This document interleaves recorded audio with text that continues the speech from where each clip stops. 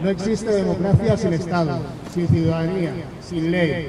Todos los ciudadanos españoles, sin exclusión, deben y pueden decidir sobre el futuro de su país. Si en Cataluña se celebra una consulta ilegal sobre el futuro de España, excluyendo a los no catalanes y presionando a los catalanes que no quieren la secesión, el separatismo habrá ganado al vulnerar el primer principio democrático, que España és de tots els espanyoles. El separatisme reclama un privilegi antidemocràtic, decidir qui convertirà en estranger al seu propi país. El menys important és que vulguin dibuixar un nou mapa. Allò veritablement greu és que vulguin abolir la ciutadania. On ara hi ha un gran país obert que comparteixen persones de molta diversa consideració, idees, creences i llengües, un espai comú per a la llibertat i la convivència, pretenen aixecar fronteres que ens separen i divideixen. Els ciutadans catalans quedarien fora d'Espanya i d'Europa, confinats, perdent els seus compatriotes.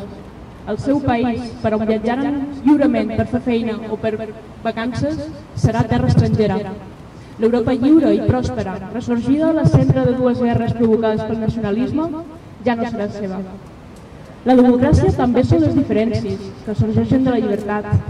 Només la igualtat que garanteix la llei, que permet a cadascú desenvolupar la seva vida lliurement segons les seves creences i les seves inclinacions.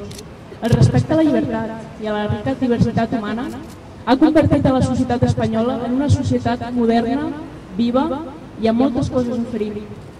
Ho hem aconseguit entre tots i l'amputació d'una part de la nostra comunitat ciutadana per interessos nacionalistes seria una pèrdua insuportable, una pèrdua a la qual no ens resignem i que evitarem.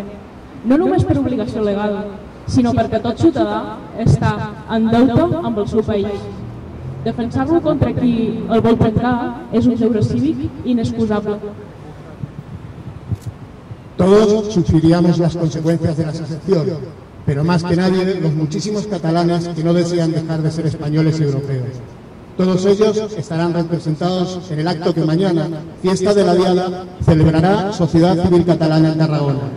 Hoy, los aquí reunidos, entendemos que es nuestra obligación apoyarles públicamente, no porque sean un pueblo vecino que merezca solidaridad, sino porque son nuestros conciudadanos. Si ellos han reunido el valor para decir en voz alta, no quiero dejar de ser español, es nuestro deber corresponderles diciendo, yo también soy catalana. Jo també soc catalana.